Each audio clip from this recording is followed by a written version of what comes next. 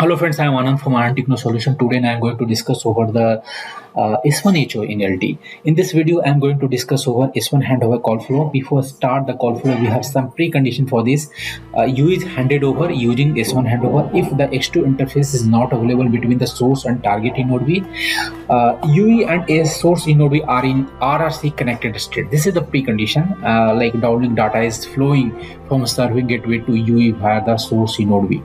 UE is connected to the source eNodeB and UE is in mobility and UE is moving toward the target eNodeB. So in this case, target radio condition will be better than source eNodeB. Radio condition, and there is no X2 interface between the source and target eNodeB. So if target eNodeB radio condition become a good, you will start the measurement procedure and it will go for the handover from the target eNodeB. So this is the one as a small brief मैंने जो दिया. अब इसको हम थोड़ा details में देखेंगे कैसे ये कॉल फ्लो होता है between the source, target eNodeB, UE and MEB hall. How these all the nodes are involved in during the handover. So before that, I want to say that we have some precondition for this. EU is handed over using S1 handover if X2 interface is not available between the source and target eNodeB. UE and source eNodeB are in RRC connected state. So here you can see that data is flowing. Yeah, downlink data is flowing from serving gateway to UE via the source eNodeB.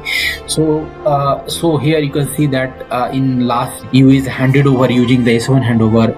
X2 handover, X2 interface is not available, right? And downlink data is flowing from serving gateway to UE via the source eNodeB. In step 1, we can see that UE receive measurement control from the source eNodeB, where network set the measurement threshold for the sending the measurement reports, right? So that in measurement control, source eNodeB send measurement object, report config, miss ID and measurement gaps. So measurement object, there is different eyes is available in measurement control message.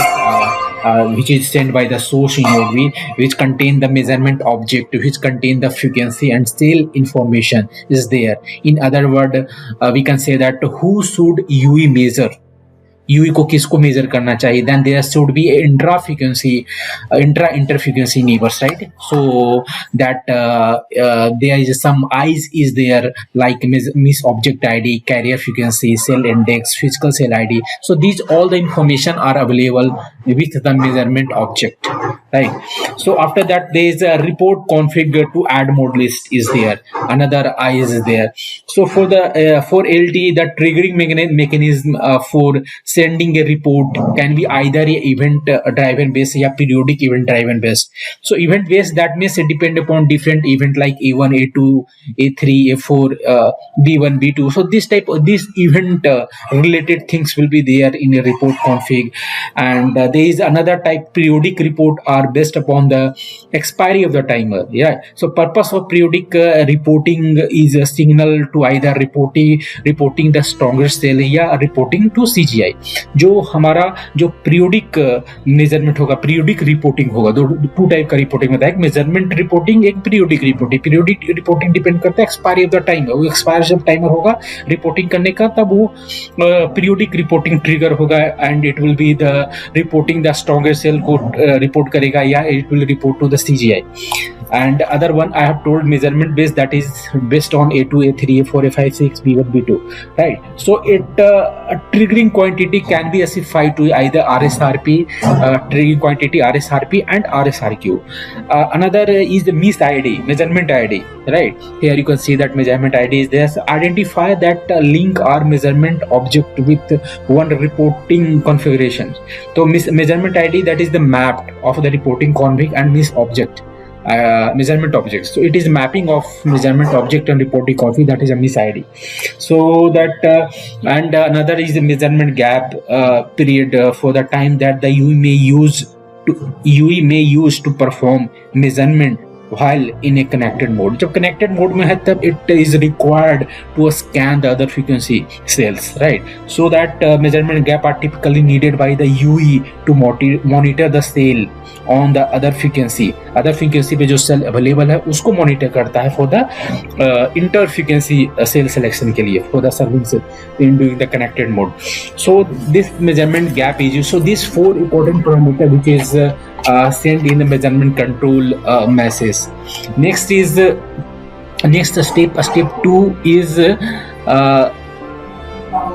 step 2 UE sent to source eNodeB, that is a measurement report.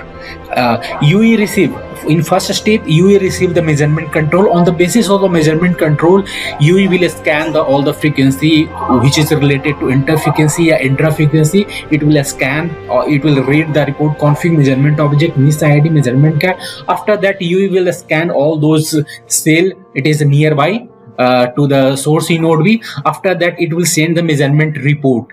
And in measurement report it will send the signal strength of the serving cell and signal strength of the neighbor cell.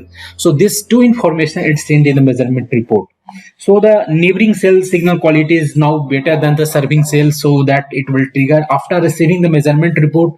Source eNodeB use the latest measurement to decide if handover is needed to another cell. To targets, and it select the target cell. So source eNodeB decide to initiate an S1 based handover to the target eNodeB, as it does not, because it doesn't have the X2 interface, right? So it will go for the S1 handover, S1 interface. So the S1HO can also be triggered by the X2 handover. If X2 handover is failed, that time it will go for the S1HO. So there is a process where S1 handover will trigger. If there is no interface is there, then it will go for the S1HO handover. If X2 interface is there, but due to some reason X2HO is failed, then it will go for S1HO. So this is the step 2 here. This is all the detail we have. Now step 3. Step 3 here, source eNodeB send handover required message to MME. Handover required message to MME, and which contain a lot of the parameter. I is there, direct forwarding, path availability is available or not available, source to target container, target eNodeB identity, target TAI, S1AP cause, RAN assistant data. So these all the I which is sent in the handover required message. So source eNodeB send handover required message to MME. Source eNodeB indicate which bearer are subject to data forwarding. Okay, so which bearer are subject to data forwarding. So if X2 interface is not available, so direct forwarding is not option, right? So data will need to be tunneled via serving gateway, and target TAI is sent to MME to facilitate the selection of suitable target MME.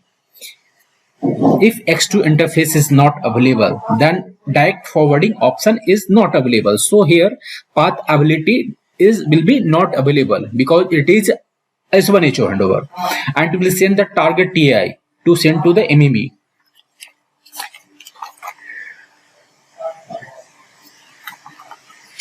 Next is step 4, that is source MME send to the target MME, that is a handover request message which contain EPS bearer to a setup AMBR S1AP cause source to target transferred container handover restriction list and RAN assistance data. So these all the I which is sent to the target eNodeB. So that MME send handover request message to the target eNodeB. Message create UE context in target eNodeB, because MME is sending to the target MME for the handover, because this MME know that where U is going, which eNodeB is going, what is the target eNodeB. So it will notify to the target eNodeB to create the UE context because this UE is going to handover, मतलब कि ये UE तुम्हारे पास handover को जा रहा है. So just you create a context for this UE. So message create a UE context in target eNodeB, including information about the bearer and what वो जो context create करेगा उस context में it's about the information about the bearers and the security context, and for the each bearer to set up include, right, and serving gateway address and uplink tunnel ID for the user plane, EPS bearer cost. These all the information will be available in that UE context. If the direct forwarding flag indicate unavailable, because direct forwarding flag is unavailable because it is S1, right? So if direct forwarding flag indicate unavailable for the direct forwarding and enemy know that there is no indirect data forwarding connectivity between the source and target eNodeB, the bearer to set up shall include data forwarding not possible, right? So it will enable this flag, data forwarding not possible indication for the each bearer, and handover restriction list send if available in the MME, right? So this information will send with this handover request message, and it will inform to the target eNodeB because data forwarding path is not available, so that enable the flag data forwarding not possible, and it will create the context. It will notify to the target eNodeB to create the context. After receiving the handover request message, target eNodeB generate key eNodeB key NB and check if resources are available at the target eNodeB. After receiving the handover request message, target eNodeB check करेगा कि उसके पास resources जो है PRB available है या नहीं है. On the basis of that, target eNodeB assign the dedicated radio bearer ID, एक dedicated bearer ID assign कर देगा for the uplink and downlink के लिए, and target eNodeB क्या करेगा कि locate radio resources कर देगा for the UE के लिए allocate कर देगा and will be handed in, and reserve the downlink and uplink radio resources for the session, and also target eNodeB allocate RACH preamble to the UE, because जब UE will try to initiate the RACH to target eNodeB, that उसके लिए एक preamble भी assign कर देगा to the UE, and allocate the CRNTI. New CRNTI is assigned to the UE, and target eNodeB RRC prepare the handover command message. So after this, all the messages whatever I have told, CRNTI, RACH preamble, resources, PRB allocation, and uplink and downlink resources, dedicated radio bearer for the uplink and downlink. So these all the information it prepared in for the handover command message. So target eNodeB RRC prepare the handover command message for RRC reconfiguration message. जब वो source, so this message include the RACH preamble that need to be sent to the terminal. This message include information about the assigned radio resources. ये सारे information को prepare कर लेगा, and ये सारे information को target eNodeB क्या करेगा, respond कर देगा. handover request भेजा, अब now target eNodeB respond back to the MEB with handover request acknowledgement message. In now step 5, the target eNodeB respond back to the MEB with handover request acknowledgement message, and this message carry the handover command message in task front containers. अब तक जो target eNodeB ने जो message भी बता रहा था, TCRNTI, RACH preamble, radio resources जो uplink and downlink के लिए locate किया है, वो सारी information target eNodeB prepare किया handover command message के लिए, वो सारे information को acknowledgement के साथ वो MEB को send कर देगा. So and EPS bearer setup list will include a list of addresses, tunnel ID located at the target eNodeB for the downlink traffic on S1HO reference point. जो tunnel ID जो allocate किया है वो सारी information के साथ वो handover request acknowledgement message में वो MEB को send कर देता है यहाँ पे. After that it will go for the step 6. Step 6 में क्या है, handover command message. MEB will send to source eNodeB handover command message. So source MEB send a handover command message to the source eNodeB, and bearer subject to forwarding bearer include list of addresses and tunnel ID allocated for forwarding. The bearer to release include the list of bearer to be released. सो ये जो addresses हैं, tunnel ID information, list of addresses जो bearer, वो सारी information को वो hand over command message और जो अभी टारगेट इनोड जो प्रिपेयर किया जैसे TCND है, जो सारी इंफॉर्मेशन को just it will source MME will receive and it will forward to the source eNodeB. And at this point, the target eNodeB is ready to buffer the downlink data that will be received during the handover. So at this point, target eNodeB is ready to buffer downlink data. Okay. Now step 7 is MME will send serving gateway, right? Serving gateway GTP create indirect data forwarding tunnel request. GTP create indirect data forwarding tunnel request. So in this step 7, actually S2 path not exist, right, between the source and target eNodeB. So a tunnel need to be established between the source and target eNodeB via the serving gateway. So after getting this parameter, serving gateway allocate indirect tunnel, the indirect tunnel. So the downlink data is transported from the source eNodeB to the target eNodeB. Downlink data is transmitted from source eNodeB to target eNodeB via just established indirect tunnel. So data cannot be sent to the target until the RRC reconfiguration. RRC reconfiguration is not sent to the UE, right? So before that, it will create indirect data forwarding tunnel between the source and target eNodeB. In step 8, now GTP create indirect data forwarding tunnel response will send, MME will send a serving gateway. Serving gateway will send to the MME a response message. Create indirect data forwarding tunnel response message. So after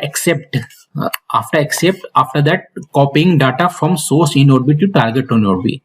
Now it will start copying the data from source eNodeB to target eNodeB. So downlink data is transported from source eNodeB to target eNodeB via just established indirect tunnel.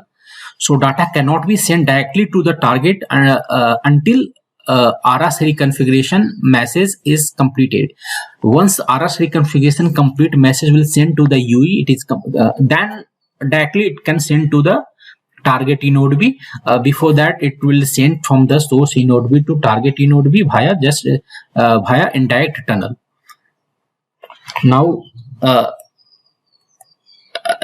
step 9 is that source eNodeB will send RRC connection reconfiguration request message, which contain it all the information, right? RACH preamble, assignment, target CRNTI, DRB ID, target eNodeB as a security algorithm. So जो भी वो target eNodeB भेजा था, right?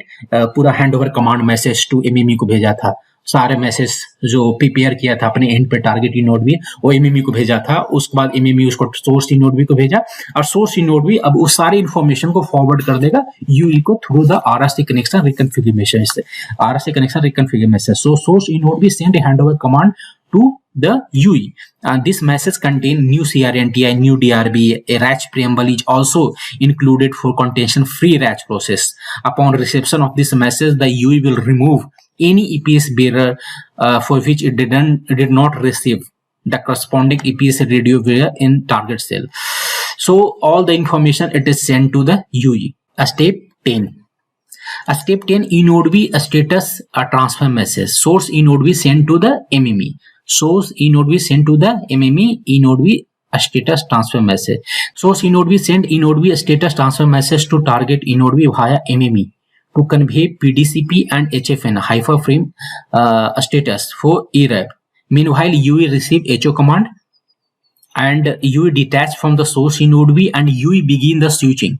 यहाँ पे क्या हो रहा है कि वो स्टेटस ट्रांसफर भेजेगा and it say about that कि जो पैकेट अब तक आ रहा है.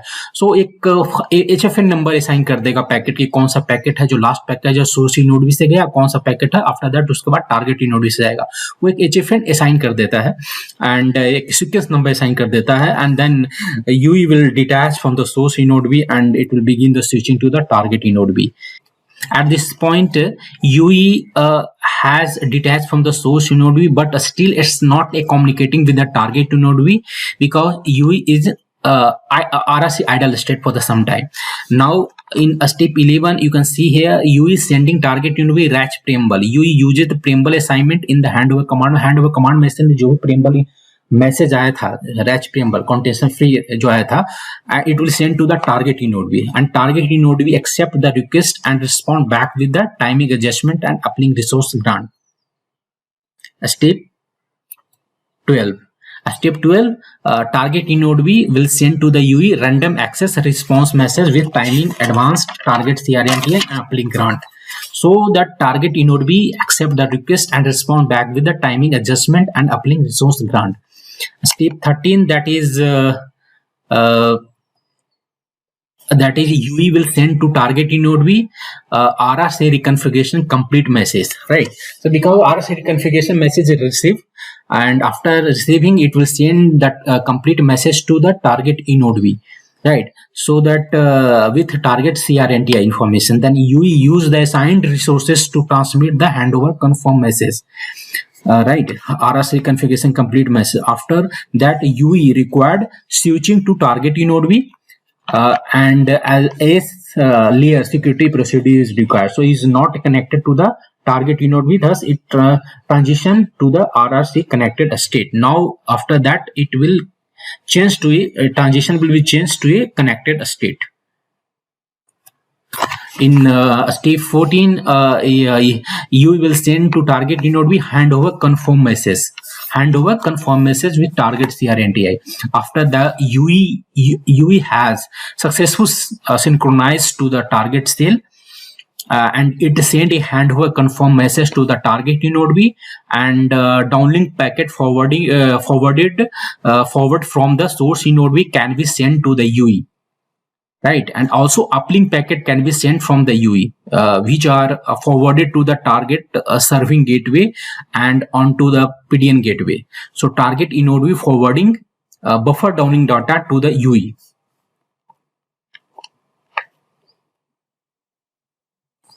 The buffer downing data is sent to the terminal. Step 15. Now target eNodeB will send to the MME handover notify message with TAI plus ECGI information and home network ID.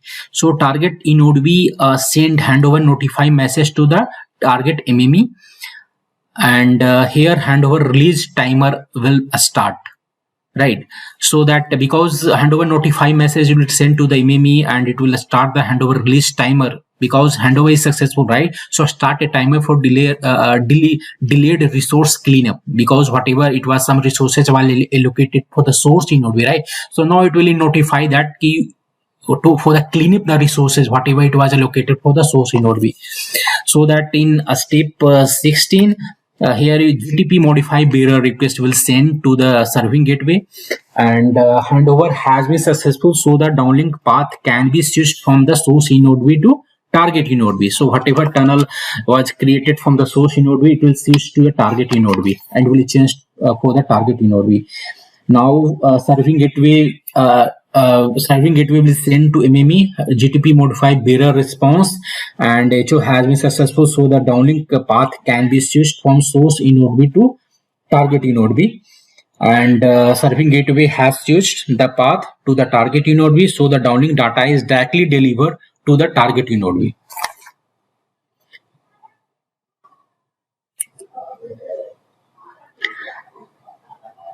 Serving gateway has switched the path to target eNodeB, so the downlink data directly here you can see that it delivered to the target eNodeB. Step 18, MME send to source eNodeB UE context release command, because now data is started to from the target eNodeB, right? Serving it directly, it is forwarding to target eNodeB. So whatever resources and bearer was established with the source eNodeB, so it will send the UE context release command message to source eNodeB, and the resources release timer has expired. Now resources can be clean up at source eNodeB and initiate resource release on the source eNodeB. Now in step 19, source eNodeB send MME UE context release command and release the context for the UE that has been successfully handed over. Now in step 20, MME will send serving gateway, GTP delete indirect data forwarding tunnel request, and it will send MC this information, MC target eNodeB addresses, barrier context, and these all the information. Now MME request removal of indirect tunnel between the source and target eNodeB. So whatever tunnel, indirect tunnel was there, it will delete here, and it will get the response in step 21. GTP delete indirect data forward and response will get, and it will delete the indirect tunnel between the source and target eNodeB. Serving gateway free the sources, free the source eNodeB to target eNodeB indirect tunnel. So this is the call flow, complete call flow of S1HO handover. Thank you.